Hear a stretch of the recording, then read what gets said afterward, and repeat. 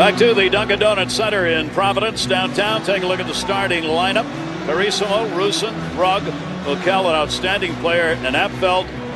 Rugg's been their leader. For the Friars, it's Cotton. That's the man to watch, with Fortune, Batts, Henton, and Harris. This is a team in Vermont that is all seniors, so that experience certainly is something that Coach Becker is going to hope carries them throughout this game. A tough matchup versus a bigger, more athletic Providence team. And it'll be controlled as Providence will get it. Providence in the white dog jerseys with the green primarily for the Catamounts of Vermont.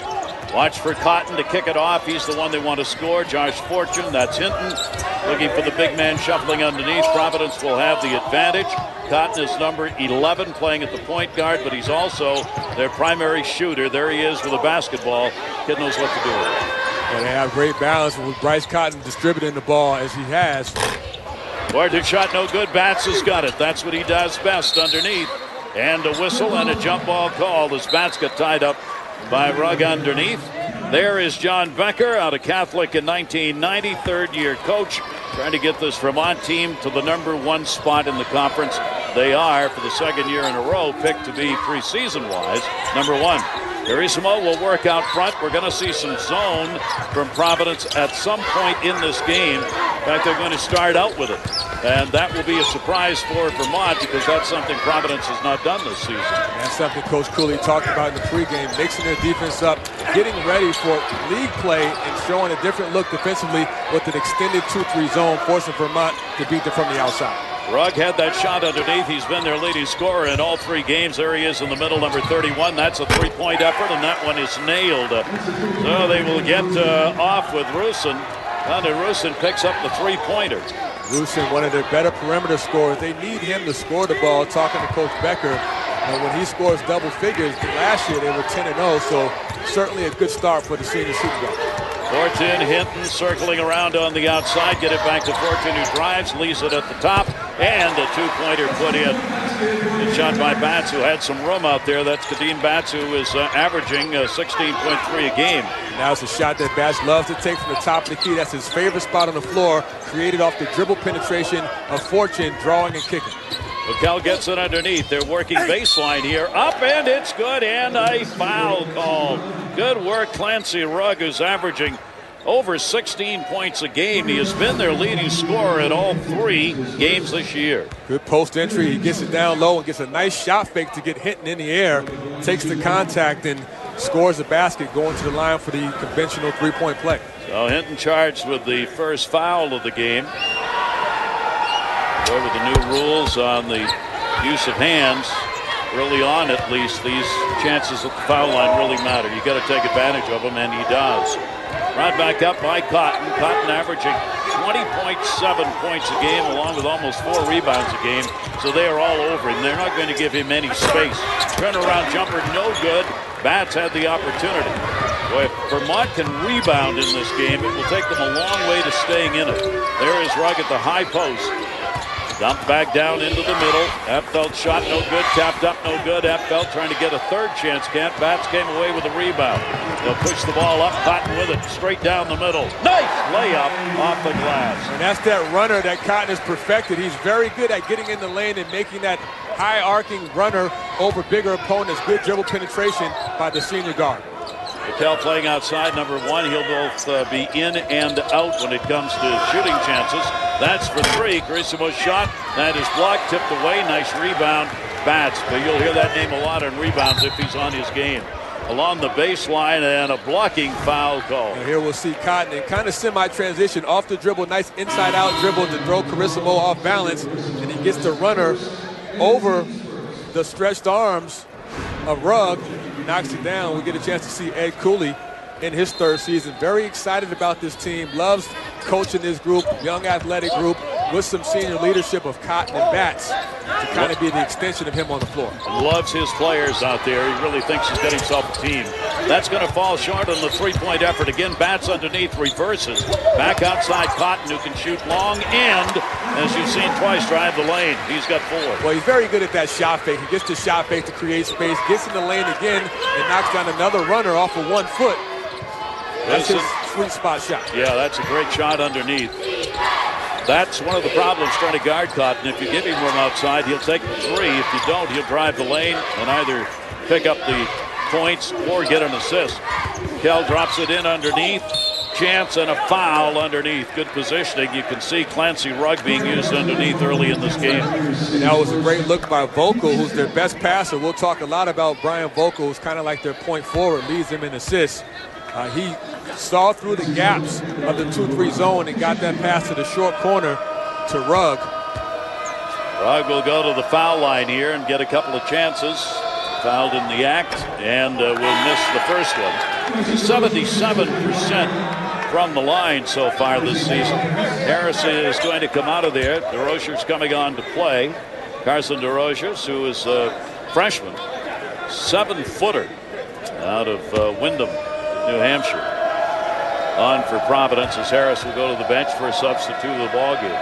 Vermont doing a good job of getting the ball into the paint early on. They don't have the size advantage, but they're doing a good job of moving the ball and attacking the gaps versus this 2-3 zone, evidenced by that last pass by Vogel into Rugg in scoring position. And they want to play a physical game, which is a bit surprising that Vermont would try and be physical against Providence, which outmans them height-wise. There's why DeRozier's was brought in. Carson DeRozier's underneath, puts that one up and in. And that's what you want. You want to see them get the ball down low. DeRozier can come off the bench and score with his size 7-foot. Nice drop-down pass for the jump hook for the big man. Carissimo looking to get in. Boy, there's a mismatch. A 7-footer. Got about 2 feet by the looks of it on him when he's trying to drive the lane. Carissimo can do that. Batts picks him up as he goes baseline. Tried to drop it off, forcing the play back into the middle. Outside for three. Rusin shot. That'll go off the front. Providence will get the rebound. That was LaDante Hinton who came down with the rebound. Providence wants to run. Once they get their regular point guard back, they'll be a team that'll go up and down the floor. Cotton's got to do that now. He misses. Rebound to Russell-Tatta tapped away. 7-footer can't control it. Nice play underneath. Vogel came away with a rebound. Vogel, good job. Rugg down low with him. The pass gets bounced and intercepted. Third back up. DeRosa's Fortune's got it. Fortune goes into the middle. Decided not to take it. That's for three. That'll go around and off. And Cooley shaking his head like, why did Batts take that shot? Looks like Harris will come in for him. That's not part of the offensive plan for Providence for Batts to shoot threes. Even though he was wide open, they can get a better shot, reverse the ball once, and they'll get a good look down low. The drive in, ball is lost. Rusin trying to go in, had it deflected away. Cotton will come the length of the court. He has it batted away. Good defensive play made by Vogel that time, and they will tie it up, and it'll stay in this half. Good start to this one, 8-7 Friars. Cotton off to a great start with his athleticism, getting in the paint with a nice runner, 2 in a row. It all starts tomorrow at 6 on Fox Sports 1. And an 8-7 start, Providence on top, and we've talked about Bryce Cotton for Providence because he is the one that makes this wheel turn. Well, you can see the progression from a freshman to senior year, considerable increase in his scoring, and what he's done from year to year is really improve his all-around guard skills. When he came in as a freshman, the staff said he wasn't a great ball handler, and now you see he's very adept at handling the ball, especially in screen and roll situations, which has made him more effective as an offensive player. And that patented floater, which we've seen twice already, he didn't have them when he first came in. A big improvement from a freshman to a senior year. He was the Big East scoring leader last year, averaging over 18 points a game. Cotton, number 11, and we're talking about outside. DeRosa with a nice jump hook. Boy, if he can make that shot, he'll dominate because he dominates height-wise underneath. That's 4 for him. And he has a nice touch with the jump hook and a good post-entry pass by Cotton, who gets it down low, deep to DeRosa. It's too hard to stop him when he gets the ball that low at 7 feet. Played outside. Carissimo's not had a chance to put up the long ball yet. He will do that. There he is on the far side. He's being pressed, however, defensively, so he takes the drive. Tried to dish it off, got knocked down. Cotton comes away with it, and he got hit. Foul on Rusin. Rusin just ended up on top of him. Well, it's an interesting adjustment. Providence now is in man-to-man, and a lot of that has to do with the fact that Dunn is in the lineup. And with his presence in the lineup, he changes their defense with his length, his toughness, and his speed. Coach Cooley said he's not going to play him a lot. Obviously, the shoulder injury is still a big concern, but he's practiced in spot minutes. He's in good enough shape to give him some minutes. and he's probably going to play no more than 12 to 15 minutes tonight. You hear the fans applauding, recognizing that Dunn indeed is on the court. He got injured, that shoulder injured in the first exhibition game they played. He is their point guard for the season. Nice turnaround shot on the far side. LaDontae Hinton, who's averaging 17, gets his first 2 of the night. Providence has got some scorers. They got 4 players who are in double-digit averaging so far this season. Carissimo. Well, this is where Vermont does not want the game to get away from them. They've had trouble offensively getting good streaks going. They're working underneath, and a great move but not going home. Boy, there's Rugg again. He had a great chance for 2. That's DeRoche's presence of 7 feet in his length. And standing on the out-of-bounds marker that time, that'll be a turnover for Providence and Vermont. 3 turnovers each so far. Both of them have done about the same in the turnover department. Very early in the year, Providence coming in 3-0, beating Boston College, Brown, and Marist on Saturday night. They won that game 93-48. Vermont comes in 1-2 and had a very different Saturday as they got hammered in their last game. That's for 3. That'll be high off the rim after Steigel's chance, and the rebound and a foul underneath. So far, Vermont's doing a really good job getting second chances underneath in this game, which is a bit surprising. Well, this is something that I talked to the staff about, rebounding from the loss to Bryant. They weren't happy with the effort on the offensive glass, and although they're smaller, a lot of it was effort rebounds and just going for loose balls. And Apfeld is certainly one of their better front court players. He's been a little injured over his career, actually a lot injured, 3 knee surgeries. But he's an effort guy, more of a perimeter big man, but he does have the ability to crash the glass. Good job by the senior forward getting that offensive rebound. Apfel will get another chance at it. You saw Josh Fortune coming back into the game for Providence. You got to make those foul chances. They do not. Clarton will push it up to Dunn. Cotton is still playing out at that #1 point guard position. They're going to keep Dunn back at the #2 spot. There he is right there. He and Cotton will change spots here in this offense.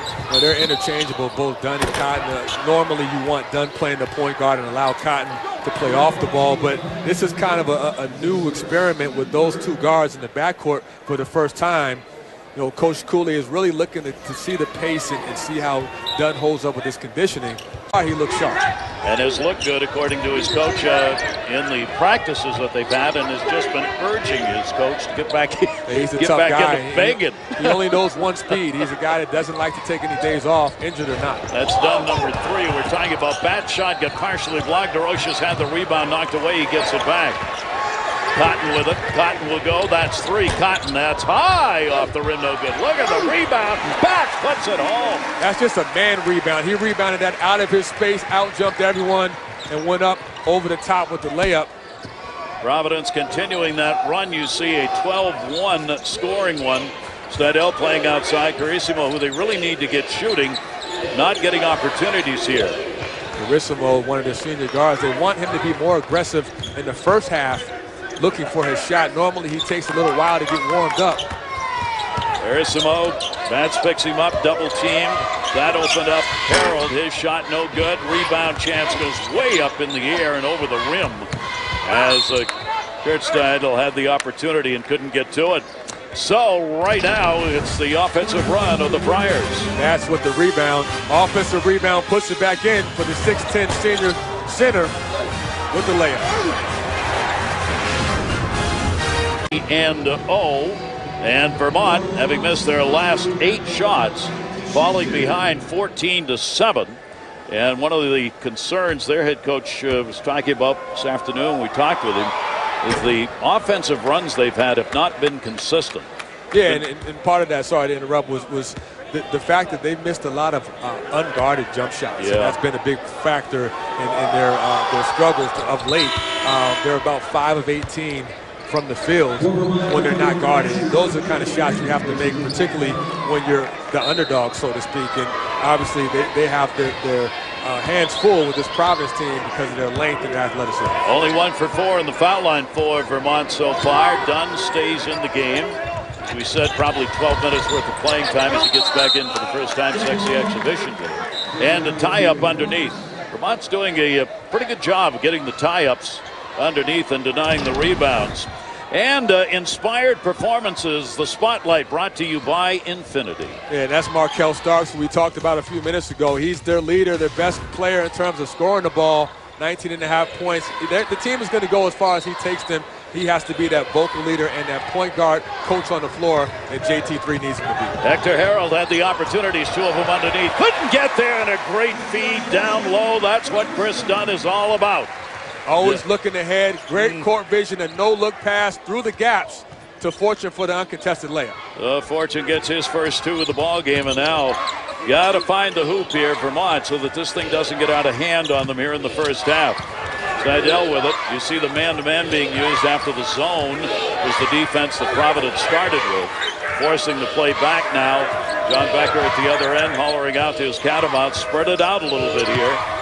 Looking for cross-court opening. Seidel just had it picked off. Fortune couldn't hang on. It goes out of bounds. We see an example of Dunn's leadership from the ability to pass. Threads the needle with the no-look cross-court pass right under the rim to Fortune for the wide-open layup. Great court vision, great instinct. This is a kid who has a high ceiling, just a sophomore. If he can stay healthy, this is a totally different team with him and Cotton in the backcourt. Only 2 seconds. Carissimo's shot, and it's no good. They only had 2 on the shot clock. Bat again coming down with a rebound. Bat can do that. He is a tremendous rebounder, averaging 8 a game. There's Bats outside for 3. Not that time. Rebound underneath again. DeRosa has done a lot of that. Bad pass on the outlet, stepped on the line. Raquel was out of bounds before he tapped that off the defender. We saw another example of Dunn, even though Bats missed a three-pointer. Dunn's penetration, his ability to draw and kick, made that second pass to Bats a wide open 3. That all was caused by the penetration and the ability of Dunn to get in the lane, causing the defense to collapse. There is Kris Dunn. So he's back and playing. He goes out of the ball game right now. They want to use him sparingly here, just kind of edge him back into Providence basketball games. Play the corner by Bats. His shot, and it is good. Beautiful follow-away jump shot that time. He's got 6 in the ball game, as Kadeem Bats averaging over 16.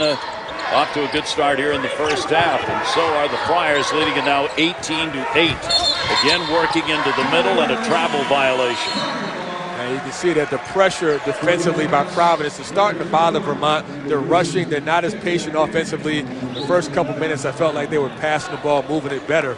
And now things seem to be rushed. They're not going at the kind of pace that you want to have a controlled possession and get a good shot. You have to give a lot of credit to Providence's defensive pressure on the perimeter. Bats dumps it off into the corner. Cotton back outside. Cotton looking for a pick here. Got 2 on top. They've double-teamed him when he gets out there in three-point range. Goldsboro in the ball game now, number 21 for Providence, working on the far baseline. Back outside, Hinton shot, and for 3, no good. But pulled down on the rebound by Rugg. That was a good contest by Vermont. Another draw and kick action. Fortune this time gets in the lane, kicks it to Hinton and misses the 3. Not really his game, but he was wide open, had his feet set, so Coach Cooley won't have a problem with Hinton taking that shot. That shuts down, double team, far side, knocked away. Good defensive play. Vermont will hang on to it. They've got 15 left on the shot clock. Both coaches up and hollering out instructions here. These teams meeting for just the 7th time. Providence has won all 6 games against Vermont, and all of those games have been played in Providence. And a blocking foul called on the attempted screen that was set up very high.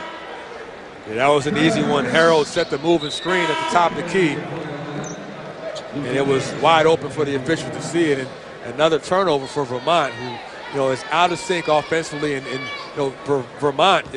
Providence is doing a good job of fighting over the top of screens, not allowing any dribble penetration to get into easy baskets in the paint. There is Cotton outside, working off the high post to Hinton, who sets the pick. Pass comes out, alley-oop, and they get the 2. Great pass underneath to LaDonte Hinton. He's got 4 in the game. That was a set play by Providence, a nice high-low alley-oop. Good pass to Bats. Right in the sweet spot. Rusin, Elbum, both of these teams are going to go deep on their benches. That felt working out deep, Rusin. Now Vermont having trouble getting that ball underneath, which is where they want it. That felt for 3, in and out. And Providence again on the rebound. Brought up Fortune. Leaves it for Cotton. 8 minutes left to go here in the first half. Providence trying to extend that lead. Back into the middle, and a whistle. And that'll turn it over on another block foul. Great pass, alley-oop to Hinton. And that was a set play with Bass looking for the lob. Hinton finishes it.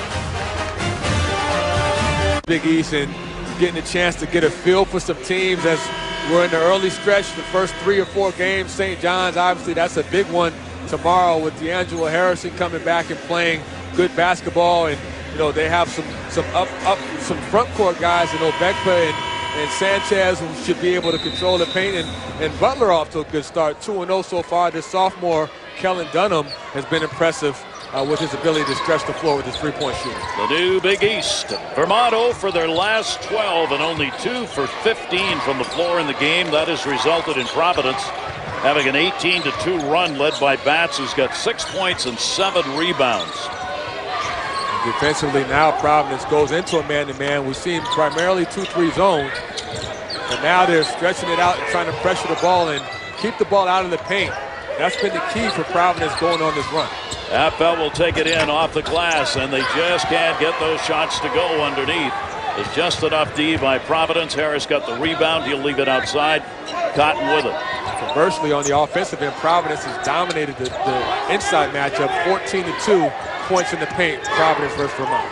Jordan sends it off to the side. Cotton, he'll go that lane whenever he has a chance. Tough shot.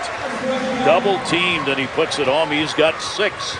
Their leading scorer. He's a really good athlete, and he's very good off the dribble, very explosive off the bounce as he hits his 3rd runner in the first half. Gets a little physical, and the foul will be called on Cotton. We'll see Cotton, who's playing for the drive more so than settling for the jump shot. He knows he has a quickness advantage over Carissimo, gets the shot over the top for his 3rd runner. That's for 3, and that'll bounce off the front. Rusin trying to get the 3-point. Cotton will run it. Here's the alley-oop. Batts underneath. And a whistle and a push as Batts had some room, and he got behind the defender that set himself up for the alley-oop pass. It's a good job of Cotton recognizing that Batts had beat Vermont's front court guys down the floor through a perfect lob pass to Batts where he drew the foul. Out a shooting foul. Play will come from underneath. Back outside. Batts to Cotton. Cotton getting instructions as he looks over to his coach, Cooley, on the bench. And they'll set it up in the middle for Batts, and he'll miss the easy 2. Rugg comes down with it. Oh, Vermont. It's these inconsistent offensive up and down the courts for Vermont that's been a problem for them all year. Their transition game has not been good, according to their head coach. They started out well in this game, but again, you're seeing a problem getting into that offensive zone and doing something with it. Carissimo kicked that one, knocked it away, recovered Carissimo on the floor, and he gets fouled. He's fouled. His fortune fell over him. See Cotton pushing the ball in transition now. Providence is not going to score on this play, but the fact that Cotton is pushing with the look-ahead pass is an example of his point guard instincts kicking in, doing a good job. That's the big reason why his assists are up. He's getting the ball to his scorers in high percentage positions. So Carissimo is going to go to the line to shoot. 75% free throw shooter.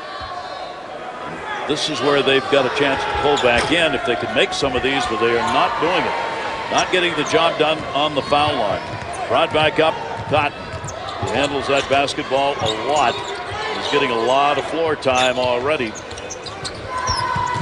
Cotton down, the big layup off the glass, no good. Batts will tip it back in. And again, the penetration by Cotton, although he missed the shot, he caused the defense to leave Batts. Batts comes in from the weak side with a nice tip in. And that's another reason why Providence has been winning so far. Their rebounding margin has been very impressive, plus 16 in the first 3 games. They've got Batts on the go tonight, 8 points and 8 rebounds. What a big first half. It'll be a good game for a lot of players. Dunn is back in, tries the middle, puts it up, and a blocking foul called. Well, if you're Ed Cooler, you got to hope that Dunn stays healthy because you see the impact with his speed and his ball quickness. With Cotton in the backcourt, those two make up one of the speediest, most explosive backcourts in the Big East. And Dunn has the length and athleticism at about 6'3", to impact the game on the defensive end as well. And Coach Cooley telling us, I mean, they want to be a running team. He says that's the way the game was meant to be played, up and down the court. But without Dunn, they've not been able to do that, despite the fact Cotton's done a tremendous job playing that point guard position. Bad sends it back out. It gets tipped away. Hinton able to control. Cotton up, and there's 2 more. Can't leave him open. No, you can't. And that's an unguarded jump shot for the best, most dangerous player on the floor. Coach Becker not happy about that possession. You can't leave Cotton open. Cotton's got 8 points in the game. He averages 38 minutes per game last year. They'd like to cut that down a little bit. Williams, the little man in. DeRocher, an easy block. Rebound. That one also got tapped away as Rugg tried to go back up with it. Rugg was able to find it off the floor. Vogel goes down, baseline, and a nice pass underneath to get the 2 points. Vogel's a talented player. He's their senior leader. He's their best player. Best all-around player, leads the team in assists and rebounds, and has been an all-league player for the last 3 years. He doesn't look to score, but he's always a threat to make a good pass. Local averages about 6 points a game. That shot way off on the 3-point chance right there by DeRocher. And now Providence back on D. Williams. That's for 3, and that'll come back. Mike's got it again, looking back outside Williams. Naz Williams, he's a freshman. They really like the way he's been playing. He's just learning the system, though. That's going to go off the back of the rim on the opportunity by Harold. Back up, Cotton on the quick run. Dunn the chance. It'll go off the front of the rim. Rebounded. Vermont had 2 on that one. And brought up. Vogel was able to get it. Drops it underneath. Trying to make some room, Harold. But, boy, they are just a mismatch underneath this Providence front line. 3:42 left to go, first half. It's the Friars 26 and the Catamounts 10. All right, Don, thanks very much. Providence on the run here, and they've got the leader. There's Kadeem Batts with the 8 points, 8 rebounds, 2 assists. They want highlights. Watch this guy. Well, he's been active on the glass and in the scoring column. 8 points, 8 boards. And he's a guy who is always a threat because he can score in the paint with his strength and size, and he can face up and knock down the jump shot from 15 feet in. A relentless rebounder. He's off to a good start so far in the first half. Kadeem Batts voted the team co-defensive player of the year last year by his teammates, and last year the Big East most improved player as selected by those that cover Big East basketball. And boy, the improvement may go 1 step higher. Maybe even 2 this year. Yeah, that improvement for Batts really started in the summertime. I asked him what he did differently this summer. He said he watched a lot of tape with the coaches of his games when he didn't play well to kind of figure out where he could be more effective on the court. Seidel is in. Vogel on the near side with it. As Vermont, only 3 out of 20 on the floor here. They've got to pick up the offensive pace. Providence held Marist on Saturday to 17 points in the first half, and they're trying to do the same thing here against Vermont in this game. Vermont's passing game just not creating openings, and fouled on the attempt going in. Kurt Steidl, the freshman, and he'll get that was good team defense. First foul, yeah, good team D. And Goldsboro, seniors, rotated to the baseline on the help side and took the charge. That's one of the emphasis points this season, along with the hand checking, is the charging. So that defensive player's got to be set before the offensive player begins his move. And a collision at the foul line is going to send the ball the other way, as Cotton, I think, is going to be charged with a foul. You see the block charge plays when a player begins his upward motion to pass or shoot. The defender's got to be in a legal guarding position. This is big because this now gives the advantage to the offense. You're going to see more block calls as opposed to charge calls because the feet have to be set, and if you're a secondary defender, you have to be in place before the offensive player makes his move upward. So definitely something to factor in when you're guarding. Vogel gets it back outside. Steidl for 3, and he got it. 3-point opportunity right there for the freshman. And Steidl gives Vermont a little room. Ball traveling. Just lost control of it. Tried to go on the baseline that time. Now the turnover is helping Vermont maybe get back into this ball game. 26-13. Wanting the foul, obviously. Good-looking 3 by Vermont's freshman Steidl. And as you said, Gary, sometimes a 3 or a layup can get you some momentum. Vermont has been stagnant offensively with the exception of the first few minutes. So let's see if they can bounce back and come back a second consecutive time and score. Vermont back up. And the man-to-man defense still put up by Providence. Harold working it out front. Local with it. Back, another three and a whistle. And there's going to be a blocking foul again.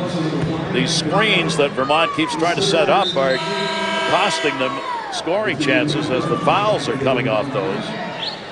Steidel that time gets charged with it, and another turnover. I think that was Harold. Harold, yep. Who got called for his second illegal screen. He set two moving screens, both as same as a turnover because it's an offensive foul going back to Providence. Providence gets done back in the ball game.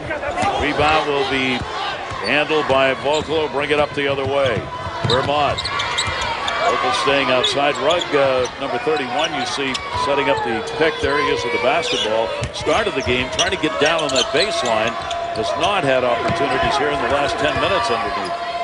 The problem with Vermont is they don't have anyone that can create off the dribble. And, you know, when you have help side D the way Providence does, it makes it hard for your offense to get going because it becomes one-on-one basketball. And Hinton will get the rebound and bring it up for Providence. Into the middle, Dunn. Nice pass! Rocha stuffs that one home. And that's another example. Great penetration by Dunn. Gets into the gaps. Nice look ahead, look away bounce pass for the open dunk. Dunn looks very impressive in this first half so far. Rocha's got 6 coming off the bench, helping him out. He's out of Central Catholic, played for Wake Forest in 2010. Now getting a chance at Providence. Sophomore, imagine if he stays healthy, Gary, him and Cotton in the backcourt. 6'3", 197-pounder, two guys who can really handle the basketball and shoot and create real problems for teams defensively because they can also shoot from outside, but you press them very tight on defense and they'll find a way inside. Apfeld's shot, that's going to be a foul, so they found a way in, banged his head a little bit on that one. Luke Apfeld, the senior, 6'7", averaging almost 9 points a game. Second foul charged. Rocha, the big man underneath, was on top of him. That was a nice screen and roll action. Apfeld rolls to the rim off the Carissimo pass. Draws the foul. Apfeld will go to the line. They're going to start making some foul shots. 1 for 4 from the foul line. And now 1 for 5. Gary, I had a chance to meet a lot of these guys on the Vermont team. My brother, who's now an assistant at GW, was a former assistant at Vermont, and Apfeld was one of his recruits, along with Coach Becker, who was the coach, the assistant at the time. And Apfeld has had 3 knee surgeries. He originally was a post guy, 6'7" post guy, but because of the surgeries, he's had to play more on the perimeter because of the wear and tear on his knees, but certainly a big part of their front line with his ability to score down low and rebound. Missed all of the first year because of one of those knee injuries. Last year averaged 10.7 a game and a whistle, and again down low. We've got contact along the baseline, and it'll be a 1-and-1. About 12 minutes. Yeah. He's played 7 already. He has 3 assists, and you can see the offense is flowing smoothly with him controlling the tempo, and it also gives Cotton a chance to rest, which is important too. They really do want to do that. You saw the Providence starters on the line, 61 out of 66 in free throws, over 92% now. And is that going to make a difference if you can keep that up in the course of the year, where we expect to see a lot more fouls called early with the emphasis on the defensive hand touching. It's not going to be allowed this season. Absolutely, that's a great point, and it's certainly a luxury to have guys that can knock down foul shots, especially in late game situations. The games get tight, it will matter. Ball knocked away and stolen. Dunn again reaching in. It's going to be whistle as the timeout is taken. Providence asking for it with 38.5 left to go, and a 30-14 lead. Providence team heavily favored in this game and right now getting it done. And they are. And Dunn, we've talked a lot about him, but his impact, we cannot underestimate it. That was his turnover he just created, that last play. Quick hands, gets the steal. He's been very impressive in the first half. 16, the largest lead in the game, and let's take a look at the AT&T Impossible Feat. Just 3 seasons at LSU before the three-point line was introduced. Before, Pete Maravich set an NCAA record, 44.2 points per game, career scoring average. The Pistol, still the NCAA's all-time D1 scoring leader. Can you imagine scoring that many points? You imagine shooting that much? Wow. Huh? That's even better. I mean, shooting, let alone scoring. I mean, they used to joke about that with Pistol Pete. Pete would always tell his teammates, you only got to remember one thing. When I get the ball to you, get it back to me. That's right. Get it back to me. I average 44 a game. You don't shoot, I shoot. Yeah. And he had just that kind of personality, too. Wonderful guy. But, I mean, there was confidence oozing out of Pistol Pete Maravich for his entire career. Certainly an all-time great. So 38 and a half left to go on the clock. And Providence will have the ball in backcourt as we near the end of the first half. Don and Austin will be along. Halftime update. And they're going to wait for one shot here. Kris Dunn still in the ball game, letting it run down. 20 on the shot clock. You have to think it's going to be something going inside, either off a high ball screen for Dunn or Cotton. Some kind of dribble penetration. That got it back to Cotton, back outside to Dunn. Dunn, good defense, knocked away and didn't get it off. They did not get the shot off in time. 4.1 seconds left to go. The shot clock beat them. That's a good job by Vermont. They rotated, jumped to the ball, and good ball pressure, not allowing Dunn to get that shot off. They have enough time to get a shot off themselves with 4.1 seconds left. 9 turnovers now for Providence. Let's see if they can get one here at the end for 3. That'll be off the front, and that will do it. Brian Vogel getting the last chance for Vermont, but it's the Friars on top. Trying to stay undefeated. The Friars lead the Catamounts of Vermont 30-14. All that's going on around college basketball coming up. This is Fox Sports 1, the halftime show, right after this.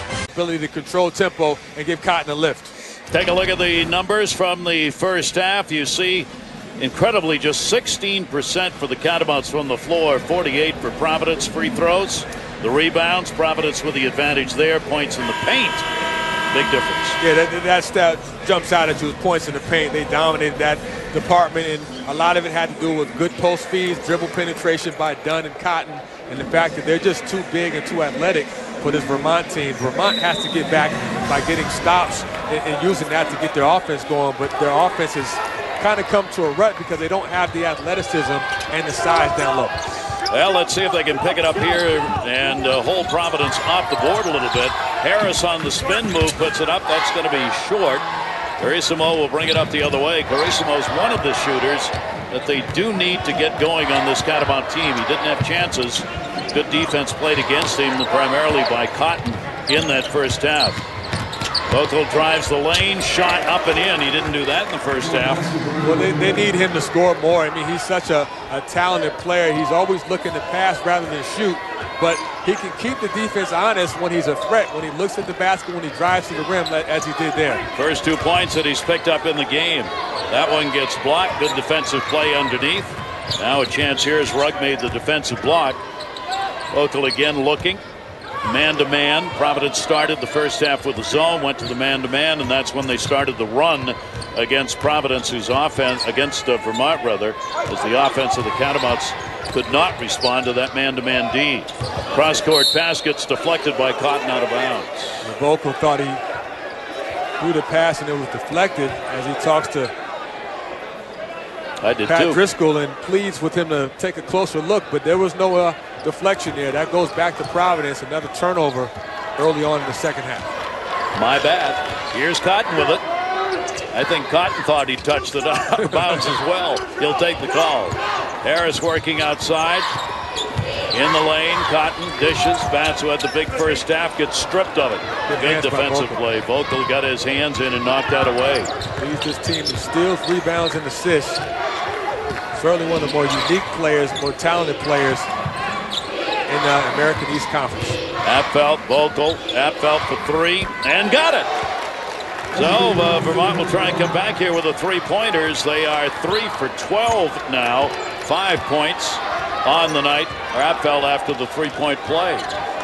Apfel can shoot. He can shoot the ball when he gets his feet set. He had plenty of time to get that shot off. Good pull and kick pass by Vogel. Harris, Cotton outside, bats underneath. Josh Fortune, number 4, really a three-point shooter. Cotton, look at the move down the lane. Oh, just missed it. Great move. Back out to Harris. Good rebound by Henton underneath. He gets it back. Henton's going to get fouled. Wilson reaching in will be charged with the foul. Vogel, their outstanding senior, 6'6", coming in as a playmaker and a big man. He's kind of like a point forward. You see his build. He's built like a linebacker, but very, very talented. Can rebound, assist, and steal. Those are the 3 departments that he fills the stats in. And he started every game at Vermont. And he comes from a basketball family. His dad played at American and had a great career. And this is the guy in Vogel who doesn't look to score the ball at all, but he still impacts the game and leaves his implant with his ability to pass and rebound and also defend. The lefty 1 out of 2 and 89% free throw shooter. Again, the rebounds is starting to pile up in Providence's favor, and that's not something Vermont needs. They've got to get second chances. Vogel out deep makes the move, trying to get into the lane a little more here in the second half. Vogel, Abfeld. Vogel leaves it back out on top. Again, Cotton, some really good D along with his great offensive play. Vogel leaves it. Russen's all alone. That's 3, and that's 3. That's the second time he's gotten a clean look. He hit an early 3 in the first half and hits another one off a high screen, pulls up from the top of the key, knocks it down. He's got 6 points, and suddenly it's 31-22. Providence now will look to get the offense going. In underneath, bats it. He gets fouled on the reach-in as they tried to double-team him. And here we'll see the ball movement and the ball screen by Abfeld to free up Russen for the wide open look from the top of the key. Good basketball, and that's a big part of Vermont's offense. The ball screen offense with the motion is how they get a lot of the shots off. Russen 5 for 13, 3-point wise coming into this game. He's one of their leading 3-point shooters. Carissimo's the other, but Carissimo just hasn't had chances. Cotton makes the move, goes to the corner for 3. Rebound, Rugg underneath. Coach Cooley shaking his head because Providence is settling for 3s instead of getting the ball down low. They dominated the game in the first half by scoring in the paint. No need to go away from that. Harris took that shot for Providence in the corner. Abfeld going in. Nice move along the baseline. Got the body to protect him on the shot. Cooley's seen enough of that. 7 points Abfeld picked up. And an unhappy Providence coach is going to gather the troops around as a run being made by Vermont. Paint. It gives them some momentum, and Vermont right now is playing like they believe they can get back in this game with just a single-digit deficit. We were talking on what really happens there. Providence thought the game was over.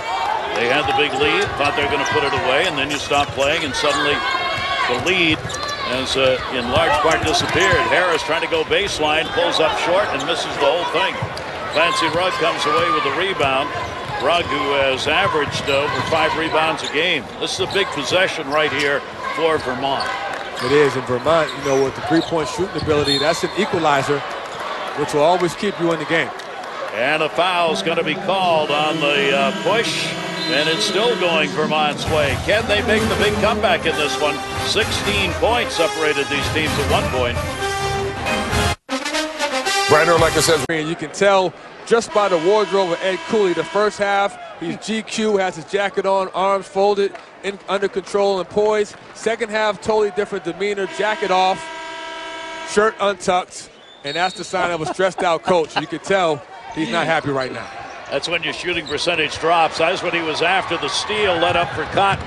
By the way, Cotton was charged with that last foul. He's got 3. Great pass underneath. Henton puts it on. LaDante Henton. And that, again, triggered by Dunn's quickness defensively. He gets the steal. Nice throw-ahead pass to Cotton, to Hinton for the layup. Cotton now on the D. They go to the high post. Rugg leads them in rebounds with 9. Underneath, off balance, up, no good. Rebound, gets his own, turn around and puts it home. Good second effort, Clancy Rugg. What a game he is having. He's led this team in all 3 of their games this year in scoring, averaging over 16 a game. In the middle, all alone, Henton. Then got covered, rebounded it up, and puts it home. Good second effort. That's what Hinton does. He's a rebounder. He's a relentless on the glass, follows up his own miss. puts it back in. He's got 9. Hinton's got 9 on the night. Local back out on top. 35-26. Providence on top here in the second half. Local trying to find a little room. Can't. Puts it back. Apfeld, that's 3. And off the back, no good. Rugg again with the rebound. Tenacious rebounding. Can't put it home. Bats was in there along with Hinton as they double teamed him. Dunn with a long pass. There's 3. That's Josh Fortune. He can shoot 3-pointers.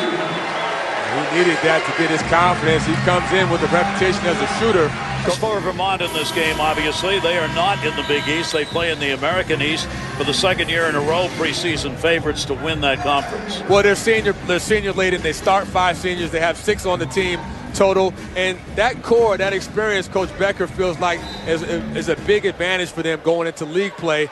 A few more games, they'll be ready, and they're already the preseason pick to finish out on top in the American East. And second year in a row, they have been the favorite to do that. Local again working way outside. Carissimo trying to set him up, but he just can't find any room. Dunn with a good defensive play. Now back into the zone. This is where Vermont gained some ground early on, working it underneath. Rugg gets double teamed on it. Carissimo, little handoff, and just could not take it to the basket. Good D. Dunn again leads the charge. The alley-oop underneath. Up with it, and that's 2. Again, Kareem Batts. Another great pass by Dunn, who just sees the floor. He throws a nice lob post entry into a place where the defender could not get the ball, but Batts could catch it and score. Batts has got 12 on the night. Mikel outside, drives the lane, double teamed again and again. Another turnover that's going to go out of bounds, and Providence is going to get it back. And again, Dunn always looking ahead. He has the pressure on the defense, lobs it into Batts where he can score it and finish the basket. Mikel, that's a great play underneath. Batts is tough. He's really a difference maker, and you know, it sounds like we're campaigning for Dunn, but even back on the other end defensively, he got the deflection that led to that turnover. He's really changed the game with his ability to control tempo, get the ball to the right players in the right spots, and then impact the game defensively with his quickness and length. And only a sophomore. Fortune again for 3, and he's got it. If he gets hot in three-point land, look out. He's got 8 points in the ball game. Carissimo brings it the other way. He has good size at 6'5" to shoot over the defense. Again looking, Apfeld underneath, trying to find room in the baseline. Sedell goes in, wasn't going to get that shot off for DeRosa right in front of him, and another turnover. That's 13 turnovers for Vermont, only 9 for Providence. There's another look at Fortune moving without the ball. Catch and shoot from the top of the key, knocks it down. And the 4th straight turnover for the Catamounts as the pressure of the Providence D gets in the ball back. Dunn, Fortune again. Not this time. Rebound up and blocked on the attempt by Tyler Harris. A couple of hands got in on that one. Carissimo again comes back. Got to cut down here on the turnovers. Sedell gets a chance at 2 right off the front. And a pushing foul underneath. Batts or Harold? We're going to call that on Batts, who was scrambling for the loose rebound and pushed Harold with 2 hands and thought he would get away with it. He smiles. He knew he got caught. That's for 2, and no good. Apfeld with the opportunity, couldn't bring it home. As Harris bringing it back down. Dung, DeRosa in the middle on the high post. Dunn is outside with Fortune on the left. Here on the right is Harris. They'll slow it down for the half-court game. Against the zone. That's why Fortune's getting some chances outside. DeRosa's working off the high post. Harris cutting from the base to the outside for 3, and he got it. Left-hander puts it home. Harris up until that point had not hit a 3, but he can stretch the floor. He's 6'9", versatile. 3-4, kind of a combo forward, knocks down his first jump shot. Hit it underneath. Rosa's battered it away. Went up and blocked that one. Back the other way, Dunn. Great pass, Batts. He got it and a foul. Called, no basket. It still deserves a replay. What a play. Good dribble penetration by Dunn. Just a little bit too much depth in the paint. Man, no wonder they can't wait to get Dunn back out and working full-time. His first. Well, we see Ed Cooley getting into his team in the huddle after going 0 for 5 in the first few minutes of the second half. But out of that timeout, they came out as a different team because they shared the ball, made the extra pass, and he put Dunn in the lineup, who's been a catalyst with his passing ability. 7 assists on the game. 4 of those 7 assists have been in the first 8 minutes of the second half. He's gotten his teammates a lot of extra open, easy shots. So they turned it back on. Sometimes when a team does what Providence did, kind of laid back to start that second half, you don't get that buzzer on. They've been there before, right? Exactly, and look at Ed Cooley's wardrobe now. He's looking a little sharper, shirt tucked in a little better, still has his jacket off, but his arms are folded. That was the relaxed look we saw him have in the first half. There's a whole new way to judge a basketball game. The looks of the coach's attire. That's the barometer of how you're doing. Is it rumpled or does he look well-dressed? Catamounts, local again back outside. Got to make a quick run here as this 20-point differential is the largest in the game. And a run underway. Apfel will kick that one back in. He was actually the second player that Luke Apfel got it in. That'll end the run. 9 points for Apfel. Here's Dunn. Bats comes out with Harris. Dunn, Fortune for Providence. Shears trying to set the pick there. Played off Bats, that'll go out of bounds. On the rotation, a turnover. The bad spacing is Bats cut down the lane. He wasn't expecting that pass from Harris. Harris thought he was going to stay popped out for a 3. Instead, just a miscommunication by Bats and Harris for the turnover. Get it up underneath, Rugg back. That's for 3, and he hits it. So Sandro Carissimo finally gets an opportunity. That's the first bucket that he has in the game, and that's a big player who's been held down in this game to score here midway through the second half for the first time. Dunn over to Harris. They go to the corner looking for Bats that high post underneath. He and Rugg, pretty good battle going on underneath. Harris, Dunn, no hurry for Providence with this big 46-31 lead. Spin move and thrown away. That may be just a little rust you see from Dunn, not playing for so long. Here we'll see Carissimo knock down his first 3. He's an all-league player, senior guard, getting off to a kind of a late start offensively, but he needs to be able to knock down those 3s when he gets his chances. All 4 years at Vermont, he has been their point guard. Averaged 10 points a game last year. From the foul line, blocked from behind, but rebounded underneath again. Rugg's been active. You know, he has at least 12 or 13 rebounds now, a lot of them on the offensive end. Has a knack for finding the ball at 6'8". Great positioning underneath for Rugg as well. Cotton back out on top. Cotton going the lane. Carissimo couldn't stay with him. Here's Henton for 3, and he got it. LaDontae Henton, who's averaging 17 a game, puts it home. He's got 12 in this one. Oka looking underneath. Again, the battle. Rugg is always in there. Henton knocked that one away. Cotton rushes. Back out for Dunn. Cotton and Dunn both in the lineup. They both are equally adept at handling the ball and playing off the ball. You see Dunn try to create. And Cotton's going to get fouled. He'll go to the line. And here's a look at Cotton, who's very good at splitting the ball screen and using that step-through dribble to get in the paint, causing the defense to collapse. He kicks it out for an easy open 3 by Hinton. That's something that Cotton has become very good at, creating space and using that dribble drive through the defense on the ball screen. Carissimo gets charged with his second foul. 91% from the free throw line for Bryce Cotton, who came in averaging almost 21 points a game. Hinton has been doing the setups. They're trying to get clock set here, and also wanted to get someone else into the game. They wanted to bring Kadeem Bats, Providence did, back into the game. Refs are checking out the monitor on the far side, probably on the clock. See whether or not it's properly set. Look at Ed Cooley. It looks like it was a 3-pointer. It looks like Cotton had both his feet behind the line. That was an easy one from my angle. But, so he'll go for 3. And Ed, talking to him before the game, you and I, Gary, we had a chance to hear about Ed Cooley and how he communicates with his team during the game. And he said he really likes to be engaged with his team, especially his point guards. In this case, it would be Cotton and Dunn, both, because those are the primary ball handlers. You notice he's constantly talking to his point guards throughout the game, and he wants his point guards to tell him what they're seeing on the court.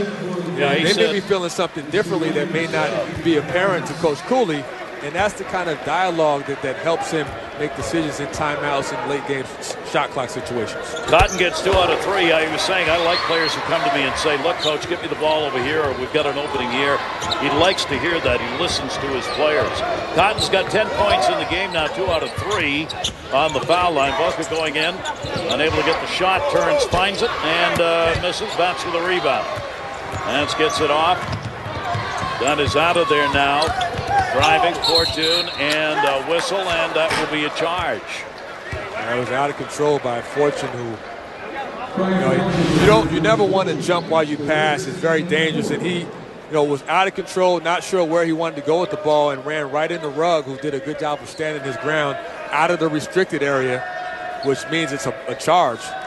See, Rugg got into position before the offensive player was making his move, and that's the way it's going to be called this year. Going to be tough. There are going to be a lot more fouls called on shot attempts inside the lane than there have been in the past, because we've always seen players, after a player makes the move to the basket, a defensive player will kind of move in front of him. Can't do that anymore. Yeah, unfortunately, if he could have had that play over, he would come to a jump stop and then make the pass rather than jump in the air, unsure of where he's going to go with the ball, create that contact. That was a good call. Turnover going back to the Vermont. Local, Fortune on the D, and a whistle and a traveling violation. How much do you think those rule emphases this year are going to change the way you coach your team, especially on those charge fouls? I think it's huge. I think it's huge for a couple of reasons. One, as an offensive player, especially an attacking guard, you have the advantage because now you have more room to drive, and you get the benefit of the doubt where there's going to be more more blocks called than charges because of that rule. So certainly as a coach, you want your guards to attack and get to the paint, put the pressure on the defense. Vermont still trying to go inside. Turnover. Bats had it, dropped it off. Behind the back pass for Bats down on the floor. And it's tied up. And it'll go the other way. 51-33. Providence on top. Providence trying to go 4-0 to start this season. I'm Gary Thorne here in Providence. This team up 51-33 as they continue to try and keep this streak going. Currently, they've won 29 consecutive non-conference games here at home. And it looks like it's going to be 30 by the time this night is over. Well, the focus for Providence is sustaining that effort and that intensity for 40 minutes. We saw a little bit of a slip up versus Brown last week, where the first half they dominated, the second half they got a little too comfortable, a little complacent, allowed Brown to get back in the game. And certainly 7.5 minutes is more than enough time for Vermont to make a run if they can knock down some threes. Let's see what they can do with it. Rusin driving the lane, changes hands, puts up a wild shot. DeRosa comes away with a rebound. Clears it all the way up to Cotton, and he's got 2. Fast break basketball, no dribbling, ball movement from Dunn to Cotton. Cotton's got 12 on the night. Appelt working outside with Rusin. Appelt, Williams back in the game, gets the screen, can't do anything with it. Cotton moves around it. Now he got picked. Williams in, trying to get it up over DeRosa. Not much of a chance. Cotton again. This time unable to turn it. Appelt got back and blocked him off. Good decision by Cotton to pull it out, realize he didn't have the numbers. Get the ball to Dunn to set up a good half-court possession. Dunn getting a lot more playing time than his coach intended to give him. There's 3. Cotton, that's going to be short. Good defensive play on him. Dunn was only supposed to play about 12 minutes, but he keeps coming back in. Here's that fast break. How many times do you practice a fast break with the ball movement, look-ahead pass by Dunn to Cotton for the wide-open layup? And you'll notice the ball never touched the floor. Red Auerbach would have been proud. Good fundamental basketball. Providence on top here with 6:29 left to go. They Go in the middle. Apfeld up, but he's got two. He was wide open. Kadeem Batches kind of turned around, hung his head on that one. He gave him a little too much space, and he took advantage of it. 11 points in the ball game for Apfeld. Here's Dunn again. Hinton with a block for him. And he's got it, and he gets fouled. It's good basketball. Dunn off the ball screen. Nice inside-out change. Kind of a stutter step move through Vogel off. You see him come off the ball screen, inside out, shake and bake, stutter step, creates some space and knocks down the 15-footer. You have to be excited to Ed Cooley and his staff by the minutes and the production that Dunn has given them. First time playing this year off the shoulder injury. I think Dunn just refuses to come out of the game. He's a tough kid. He played football in high school, and he doesn't like to be out. He likes to fight through things and play as much as he can. Boca comes back to the foul line, and that'll be for three. Apfeld shot got knocked away. Rebound underneath. Nowhere to go up with it. Boca got it. He's triple teamed over there. And the foul's going to be called. They'll ask for the timeout. And with 5:45 left to go, Friars 56 and the Catamounts 35. Providence continuing to get this job done. Big East basketball this year with some new entrants playing in it, and some real good basketball once they get into the conference play. And certainly one team that stands out is Marquette, the pick to finish first in the preseason poll for the Big East, and a big reason why is because of their front line, Devontae Gardner, Jamil Wilson, and Otule. That's where their strength is. This is the team that's coming off an Elite Eight run last year. Finished first in the Big East, so they certainly, with Buzz Williams, have the experience and the coaching to make a deep run. And you see how they are figured in the preseason poll, with Marquette getting 74, Georgetown, Creighton, Villanova, St. John's. Providence in the middle of that mix. There are a lot of so-called experts, obviously, who believe Providence may be a bit of a surprise, better than a lot of the preseason polls had them placed. We'll see. Still very early, obviously, and not in conference play yet. Carissimo leads it, Seidel outside, and can't drive it home. Hinton got the rebound, moved back up by Dunn. Dunn, he can pass. Cotton, baseline, out, three, Hinton, bang. And you see them sharing the ball, making the extra pass. It starts with Dunn's look-ahead pass to Cotton, who makes the extra pass to Hinton, spotting up for the wide-open three ball. That's 15 points in the ballgame. Hinton knocked away by Dunn. Re-stolen. Bothell comes to the middle. That's for three, Carissimo. And Rudd again with another rebound. Gets it underneath. That fell up and in, and he got fouled. Bats trying to block him out, couldn't do it. And again, Vermont trying to make a final run here in the final 5 minutes of this basketball game. Again, in the fast break, they've been excellent. A lot because they're moving the ball and making the extra pass. Cotton drives baseline, reverses it with the pass to Hinton, who's wide open, and that's all because of good ball movement, making the extra pass, dribble penetration, spacing. It's all coming together because they're making plays for each other instead of themselves. Apfeld puts it in. Hector Harrell will come on. Apfeld coming out. Dunn, by the way, 8 assists off the bench for the Providence Friars. Vermont has had a grand total of 6 assists. Here is Bats. Looking to go baseline. Bats partially blocked at that one off the side of the glass.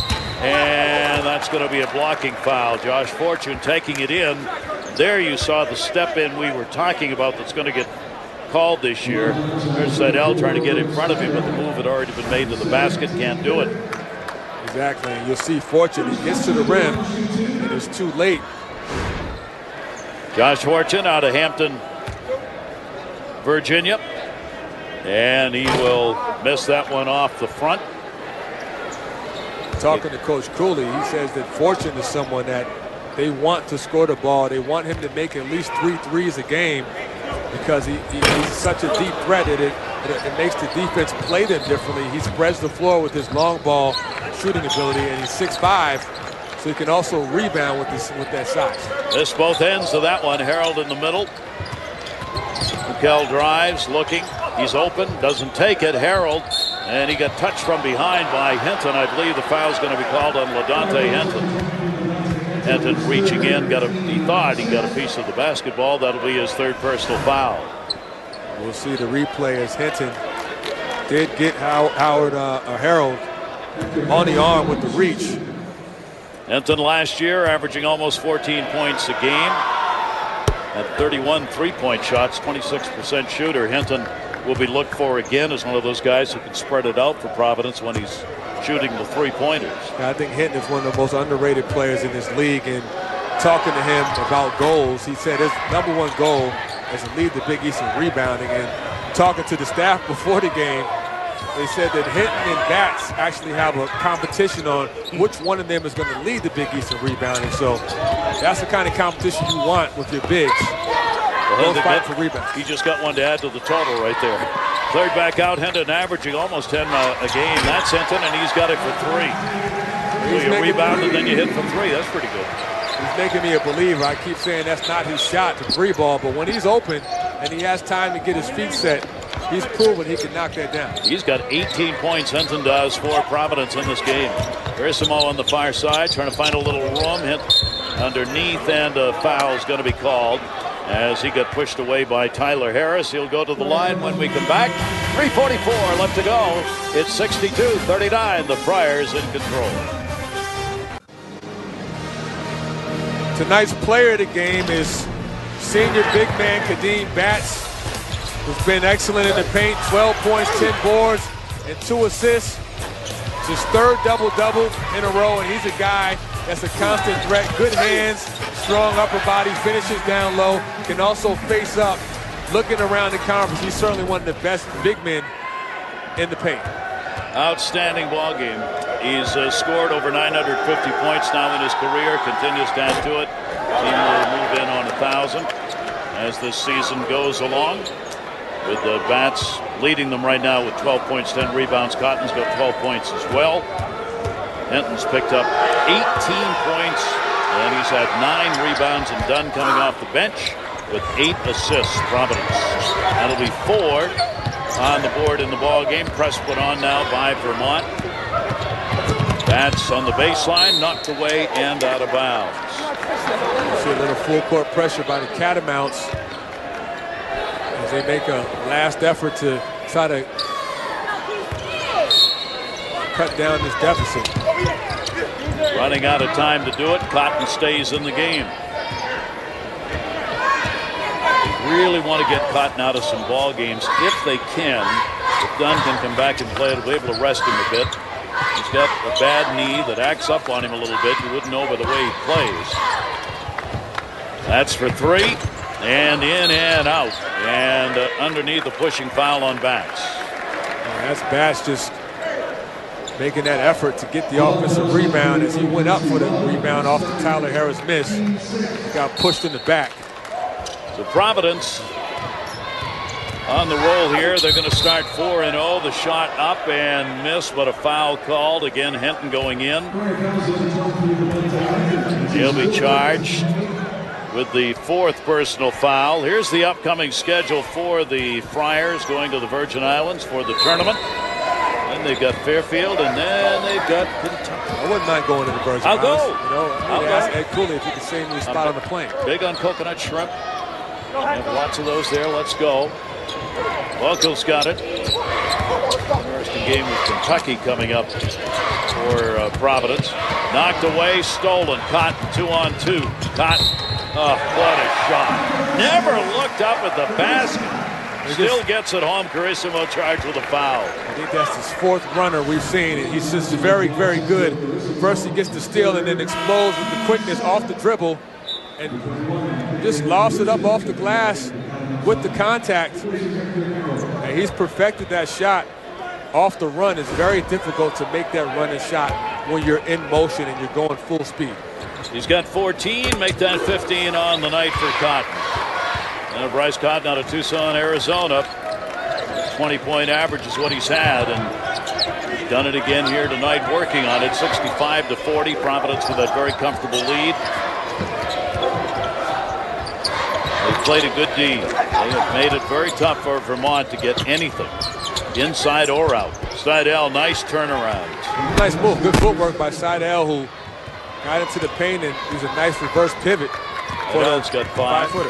Yeah, good shot. Cotton stays in with Hinton, Fortune, Harris. Harris is a guy who can do it both outside and in. They get the middle to Bats, double teamed and blocked. Good defensive play. Rugg again got it. Verissimo will bring it up. Rugg will drive and put it home. Good transition basket, one of the few we've seen by Vermont. As Rugg runs the floor and is rewarded by a nice bounce pass. John Becker, the coach of Vermont, his biggest concern continues to be that transition game, which has just been very uneven for them here in the first 4 games. That one will be put home underneath. Tyler Harris averaging almost 13 points a game. They've got Harris, Hinton, Cotton, and Bats all averaging in double digits. Rugg's got 10 and 14 rebounds for Vermont. He has been their leader in this game. Verissimo driving and a nice move to get 2. This Vermont team is going to be very good come league play. They weren't very close to winning tonight, but in terms of league play, their leadership and their front court guys will have them in good position as Cotton knocks down another 3. Cotton's got 18 points now, and you saw he had to set himself up. He got defended going to his left, came back the other way, and still made it.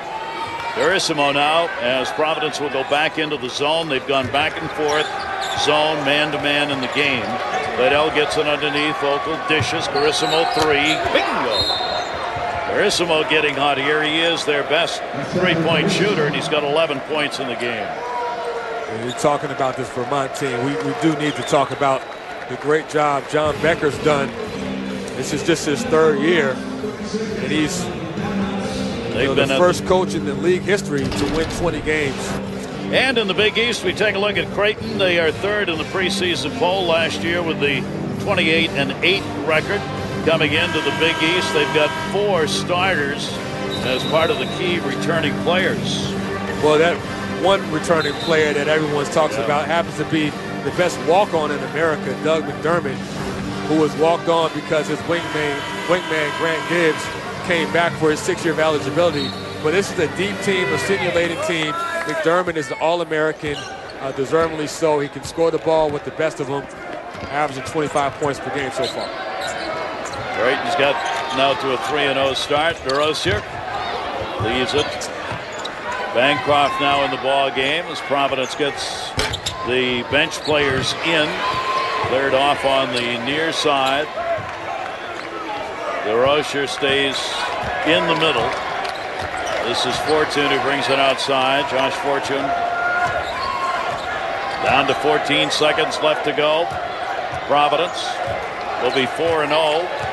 And historically, their 7th consecutive win against a Vermont team. And Providence is up to 30 now. 30 consecutive non-conference wins at home as the Friars come away with a victory. And we're going to take you to Los Angeles. Don and Austin are standing by. On behalf of Tariq Turner, I'm Gary Thorne. Thanks for being with us. Don and Austin, a look at what's going on around college basketball. Thanks for joining us here in Providence. There's your final. Providence, the win.